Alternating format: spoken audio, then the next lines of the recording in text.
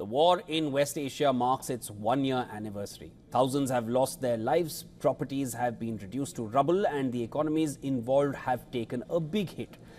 The likelihood of permanent economic disruptions has grown as the conflict in West Asia has intensified and widened beyond Israel and Hamas. The biggest hit is coming from the disruptions in the Red Sea shipping route. This next report will tell you how the war is panning out for West Asian economies.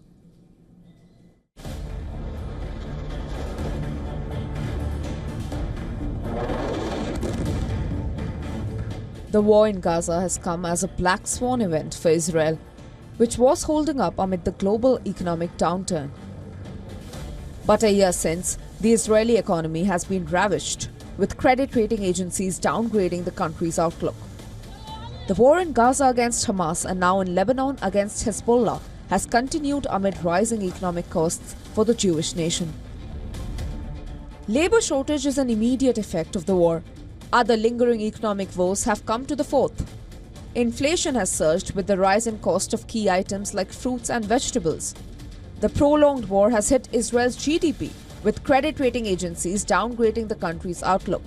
Real GDP growth is now projected to stagnate at 0% in 2024, compared to an earlier forecast of 0.5%. The downgrades underscore a chilling reality. War extracts a heavy toll not only in terms of human lives but also in economic stability. The Israeli economy faces severe consequences as military actions intensify, with the potential for long-term damage exceeding early expectations.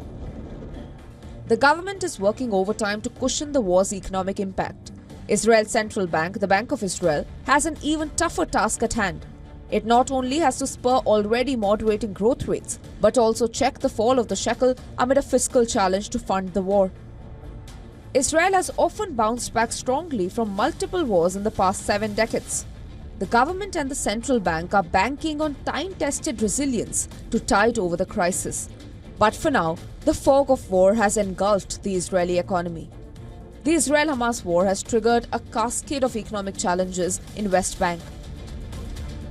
The International Labour Organization reports a 32% job loss.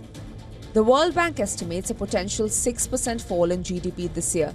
Israel's withdrawal of 130,000 work permits further exacerbates the situation, leaving many Palestinians without a source of income.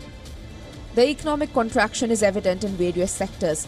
The Palestinian economy is already strained. The current crisis underscores its vulnerability, leaving businesses on the brink and communities grappling with an uncertain future. The conflict has widened, with Iran entering the fray recently. G7 leaders expressed strong concern over the situation and emphasized the necessity for diplomatic solutions to prevent a wider regional conflict. They collectively condemned Iran's actions, signaling a unified stance against escalating hostilities. During the G7 call, President Joe Biden reiterated the United States' unwavering support for Israel. He pledged to impose new sanctions on Iran in response to the missile attack. With Iran already facing over 5,000 sanctions since 1979, the G7 aims to tighten these measures in light of Iran's perceived threats to regional stability and security. Beyond the parties directly involved in the war, Kristalina Georgieva, managing director of the International Monetary Fund, has issued warnings about the region's growth prospects. The fund has revised its GDP growth forecast for West Asia and North Africa down to 2.9% this year.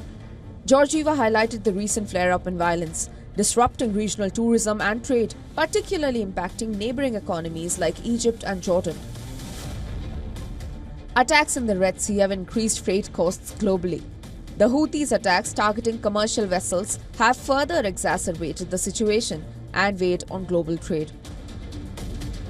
All of these dent the growth prospects of several economies in the region and beyond, still recovering from previous shocks. Business Bureau Report, WION World is One.